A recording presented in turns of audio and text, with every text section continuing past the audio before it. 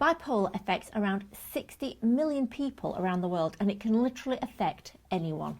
It might surprise you, but 1 in every 100 people will get a diagnosis of bipolar disorder at some point in their life. So, if you've had a diagnosis already, or you may become one of the statistics in the future, here's some really interesting information that hopefully will help.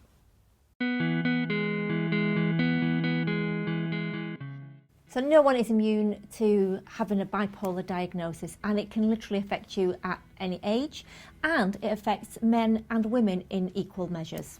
You might know that bipolar used to be known as manic depression, but bipolar is probably a better name really, because it easily gives the definition of being between two poles, and those poles are being, ridiculous lows and then manic highs, and somewhere in between. Yeah, and those highs, they can manifest as like being really giddy, really excitable, impulsive, talking sort of really, really quickly. So it's quite a significant difference in that high, and that can literally last for days, weeks, or even longer. But what's really interesting, that although bipolar, as Nick said, it's kind of two poles, and you've got the highs and lows, it is suggested that women will tend to experience more of the sort of the lows and the depressive moods.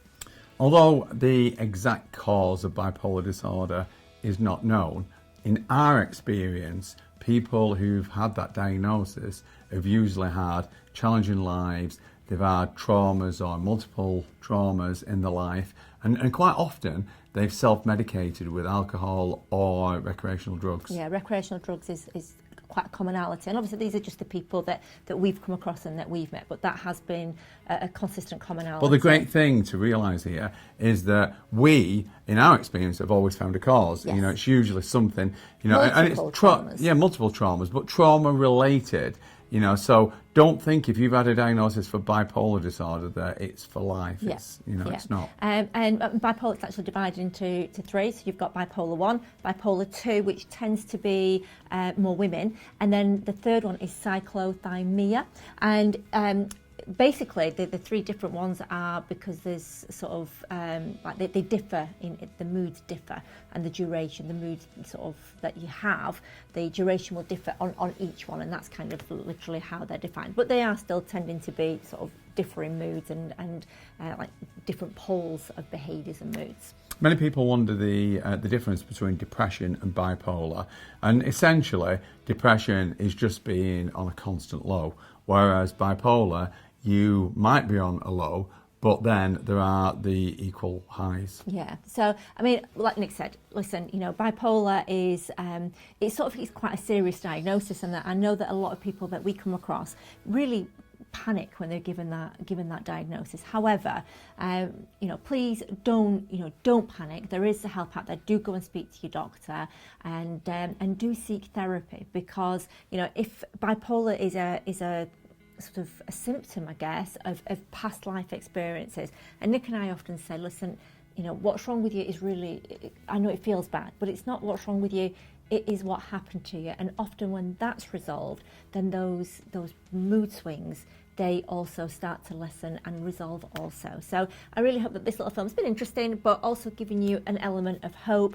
And do take a look around our channel, because we've got tons of films here, not just about disorders and anxieties and issues and depressions, but also on how to elevate your mood and how to feel happier. And we've also got a great little podcast. It's called Making the Change, and you can listen to that wherever you listen to your and if I remember right, Eva, we have talked to people about bipolar on the podcast, and certainly depression, so you might find that helpful, because we've spoken to people and we've got like real life case studies as such, where we're interviewing someone who suffered with that. But the great news is no longer. Yeah, and the good thing about the podcast is that if ever you feel a little bit low, I would be pretty sure that it'll certainly give you a little chuckle and a little smile along the way, as well as some interesting facts. So I really hope that you found that helpful. Don't forget, do take a quick look around our channel for other films that can help. And just one more time, that our podcast, if you want to have a listen to that, is called Making the Change.